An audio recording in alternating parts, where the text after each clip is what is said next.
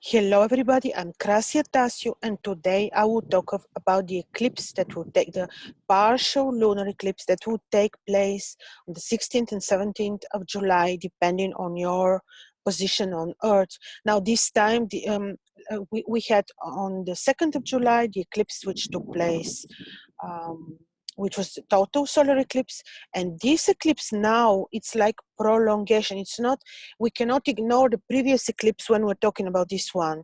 So we need to take the two eclipses together because the influences of the first one are not over yet. So the energies of the previous eclipse that are still to be felt for approximately 3 months after the eclipse. And then we're having now the full moon, which is happening in sidereal Sagittarius Gemini axis, and this particular full moon is like prolongation of the previous eclipse, especially because they happened on the same axis, on the same place. And this eclipse is partial. And don't ignore the word partial, because I will tell you that even though it's not complete, but it's partial, in the ancient times, they would give specific importance on the partial eclipses, and they will look at the extent of the eclipse, the duration, which part of the day or night will be eclipsed. Now, according to the website of NASA, which I'm visiting when I'm looking which parts of the Earth to see the shadow of the eclipse, because this is very important, since there where the shadows go through, the influences and the energies will be felt immediately and shortly after the eclipse takes place. So this eclipse will not be seen from North America, will be seen from South America, Africa, a part of Europe, yes, I think part of Australia as well. But it is not only this that we look at specific ominous details which are very important in order to determine where the eclipse will be felt and the energies of the eclipse. Now, also, there's a lot happening, and as I told you, we can't look only at this eclipse when we'll be analyzing worldwide on mundane level what will be the results, because we had too many events which are like a chain of events, celestial events, and what above, so below. What is happening above will certainly result in events below. And like it comes in my mind all the time, this particular event, which happened in April, when the cathedral in France, the cathedral of Notre Dame, was on fire, and we know how the fire, what symbolic meaning the fire has, about purification, about level of consciousness, about awakening. And then this stays in my mind. It's an event which is significant. And then now in July, we had the eclipse happening on the axis of Sagittarius Gemini, which is continued by the partial eclipse that is taking place on the same axis. So we have chain of events that is very important. I don't want to talk only about consciousness, because this would mean that I will avoid talking about specifically on mundane level what this eclipse would mean. But it is consciousness and it is awakening, because when we go through hardship, even forget astrology, but isn't it so that when we go through hardship, we always end up uplifting our consciousness? So this eclipse is not easy, and it can't be easy because a lot is happening. Before I share my screen with you, just 2-3 words more to tell you. It's not enough to see where the shadows passes from. We saw the previous eclipse was seen mainly from Chile, Argentina, and as we said, and as I also said in my previous video, the eclipse resulted in different natural disasters. Now this eclipse will have very bad impact on the agriculture, that is for sure, because of this particular watch where the eclipse is taking place, because we divide the day and the night into parts, and wherever the eclipse takes place, this particular part is responsible for countries, but not only, it's responsible for specific issues or specific problems, so to say, that the eclipse can lead to. Now, the eclipse is happening in a month, in the Babylonian month of Duz, and the Babylonian month of Duz is responsible for Akkad, and this would say that not only the eclipse will be visible from Europe, but Europe will experience the influences of this eclipse. And how this can happen, I need to share my screen now with you.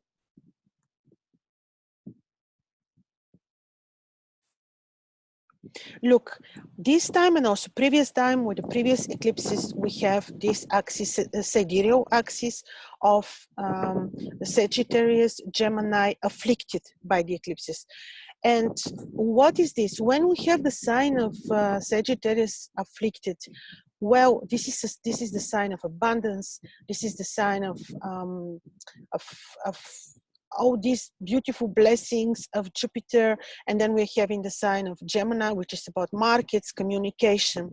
And look what is happening. We are having the eclipse taking place on the 29th degrees of Sagittarius. First of all, here I need to tell you that we should not forget, I always keep this in mind for myself, that we are living in the mini era of Aries, of Mars. So we cannot expect, and this is mini era is due, and I explained this also previously, is due to the precession of the equinoxes, and the which actually emphasize in which particular dodecatemoria the world on mundane level is. And since we are now ruled by the dodecatemoria, which is the division of the zodiacal signs, and it is a part or dodecatemoria of Pisces, which is ruled by Aries, we know that we live in the mini era of Aries, of Mars. Therefore, we cannot expect to live in completely peaceful environment, and hostilities and aggression is part of our world, and this is not surprising to no one. So we live in such era of Mars. And also the eclipse is happening in a on the Tuesday, on a day of Mars. So we have a very powerful Martian presence. Mars is ruling, and we also have the eclipse happening. As you can see, this particular section is also ruled by Mars, and the moon is with Pluto, and all this is very deep. Actually, Pluto, we know what is the meaning of Pluto, but not only this. It is another very important thing before I become more specific. So we have here the sign of Gemini, of the markets, the sign of communication, trade, money, and we have Saturn, which is in Gemini. And Saturn is not simply sitting in Gemini and being retrograde. No, Saturn is in very specific heliacal phase, which is very destructive. Apart from being retrograde, Saturn is destructive, and he is very actively staying in the sign of Gemini, and he is during the eclipse in very exact 2-degree opposition with Venus. And what is Venus? What is Venus doing during this eclipse? Well, Venus is disappearing in the rays of the sun. Venus becomes invisible. And what is Venus? Love, money. Venus is about beauty, it's about happiness, it is about joy. And Saturn is literally, Venus disappears, and with this disappearance, she's taking with her those evident love, money, beauty, and she becomes different. She becomes deep, she becomes not that joyful, she becomes very esoteric, and she's then not that she's not this pure, visible joy anymore, and love and money, and is heavily afflicted by Saturn. I will give you an example. If a person is born on this particular day, this would mean that this person will have issues with the love life, most probably financial issues as well, and will be searching love, and will have issues with finding a life partner and love and this. So what is happening is that with this eclipse, ominously, Venus is disappearing, Saturn is in a powerful phase. And who is Saturn? Saturn can be the government, Saturn can be rulership, Saturn can be a lot. And Saturn is afflicting the markets, it's afflicting money, it's afflicting the love life of many people. So you may experience this on many levels, and I will tell you how this will work on mundane level. On personal level, this would say that for a period of about 3 to 6 months, you may experience difficulties in your own business. It would be so that you may need, especially if you have this powerful axis on your chart, like sidereal ascendant Sagittarius or descendant Sagittarius or midheaven Sagittarius Gemini, or this would be so if you have this happening, it would say that you may experience this, that you may need in your private life, in your private business, you may need to add structure, analytical skills, high moral values in order to maintain good business. Spirituality, intuition, all this may need to come into power if you want to maintain a healthy, good business. And also relationship. Since Venus is disappearing, this would say that also in your private life, you need to become very sensitive, very loving, do additional efforts to maintain good, healthy, private, romantic relationship. And it's not only this, we have many, actually everything will be invisible on the sky. Look how ominous. Venus, invisible. Mercury retrograde, not visible. Mars, invisible. So we have 3 so important planets, and all 3 take active part in this eclipse, and none of them can be seen with the naked eye. It doesn't mean that they're not existing, but it means that we will not be able from our perspective to see them. Mercury is the markets and it's retrograde. On mundane level, this will heavily afflict the markets, and with Saturn slowly so slow, together with Pluto, staying in the sign of Sagittarius, this will be devastating for the markets. You saw what happened after the previous eclipse. I told you that the markets will suffer, and this is exactly what happened. They were volatile. They started after the eclipse, the markets opened with like a balloon. They started with some rise, good results, and then suddenly they started to drop again. And this will be the model that will continue.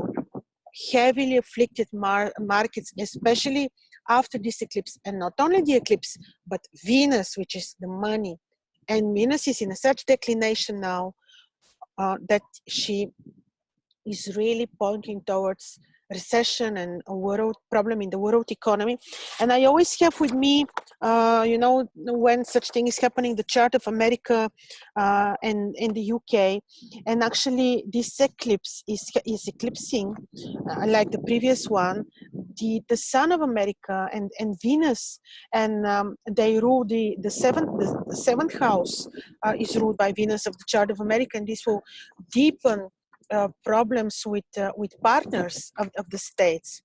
And also, if you remember in the previous eclipse and the eclipse before that in January, I was telling, much before the issues with America and Iran and China and the trade wars were outlined. I was saying this because I was using the ancient Babylonian tools and I was in techniques for analyzing eclipses, and I was telling you that there will be a problem between America and Iran and China, and these problems now will be deepened after this particular eclipse.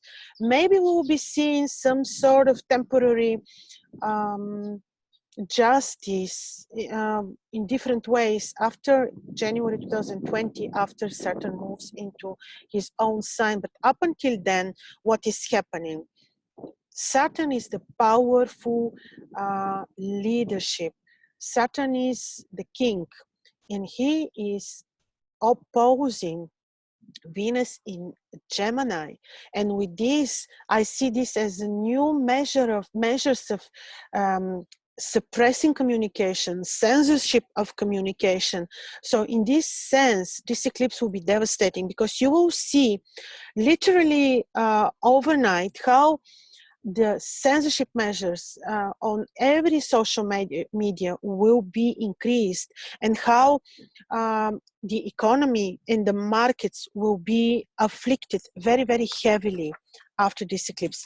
Very possibly the price of the crude oil will rise due to the existence of Pluto, but these are also very volatile markets right away. If I look at the chart of the UK, which I also have always at hand when such powerful event is happening, look what is happening. Now we are having this eclipse happening on the natal moon of the UK, and this is not the first eclipse which is eclipsing the moon of the UK this year, and this can deepen, and it will not make easy the situation with Brexit. It's not going to be solved overnight. It's going to become even more complex, and this is also because the natal Saturn of you see how interesting the natal Saturn of America and also the UK are squared by the influences of the eclipse and also by Saturn. So we have crisis of the government, crisis of the leadership, crisis of the markets in the two countries, in America and in the US, and crisis with the partnerships for both of them. Also because the Venus is ruling the ascendant of the UK, and particularly the economy of the UK will be suffering after this particular very ominous eclipse. Now, look, we have eclipses every day, every year. More than two eclipses definitely per year. This year we'll have 4. I think we had 2 in January, we're having 2 now, and I'm not sure. I think that the next eclipses will be now in January 2020.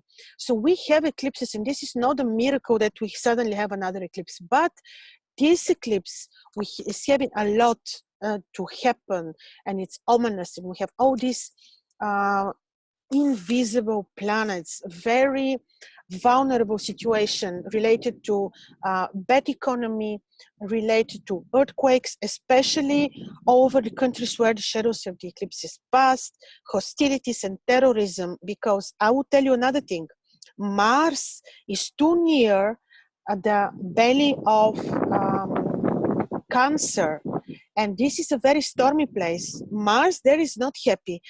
He's detriment, heavily detriment and unpredictable. All this is about hostilities and terrorism. And also, let me say that these degrees by the ancients are called stormy. So it's a stormy place. It is not to give you this not very pleasing prognosis it is for good. It is like what we said with the previous eclipse. When you know that it will be raining, you're taking your umbrella. So this is the meaning of my words, and also to tell you that there are measures. There are certainly measures when there is an eclipse or any event that is not positive, and the measures are known since very, very ancient times and are known to every culture, not only in Babylon. If you see the Indian Vedic culture, they have amazing mantras, and they would be chanting, and they would really address the planet which is difficult in order to reverse the effects of certain celestial event. In this case, I see Saturn, not only the eclipse, but because Saturn takes powerful part in this eclipse, I see him as a major player. And I would say that it also with this eclipse, it is Saturn whom we need to address with mantras according to your own culture or your intuition, in order to reverse the effects of the eclipse. If the ancients said, and I trust only them, that there are means to reverse effects of the eclipse, it means this is possible with high vibrational level that we can maintain through moral values, through saying the truth, through being very disciplined, not harming others, and of course prayers, addressing the divine, addressing the creator, the planetary spirits. All these are tools to reverse some bad effect of what is happening on the sky. So don't take my words with fear. No place for fear. It's place for action, for being very conscious of what is happening. And definitely, maybe I'm repeating myself, it's not advisable to look at the eclipse, to watch the eclipse, even though the media can tell you, oh, go, it's beautiful, go and see the eclipse. No, don't see the eclipse. And also, it is very good not to eat or not to expose your food like open when the eclipse is taking place. And you can easily see for your, because it's different, I cannot name this, but I'm simply visiting the website of NASA, and then I'm looking at the timelines of the different countries where the eclipse is going to take place.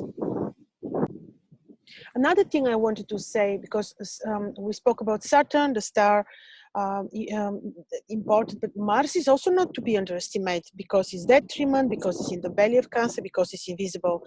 Mars is the star of Elam. Elam in the ancient Babylon is representing some Asian countries. It is especially Iran, because if you look at the chart of Mesopotamia, Elam were the lands of the contemporary Iran. The star of Iran becomes invisible. So I hope I'm not right, but I'm saying this already, I think, since the beginning of this year, that the issues with Iran and with China will, especially with Iran, will be deepened. So this is how I see the energies of the eclipse influencing us. So look at this in a positive way, like think of, if you look at your own chart, see how this is influencing you, and do your own spiritual, small ritual to reverse the effects. And I am more than sure that since the ancients did, we also can. And I've been witness that we actually can, with prayers, with the right attitude, and let your intuition lead you. It is the information and the knowledge is power. And therefore, I shared with you my point of view. Thank you for your attention.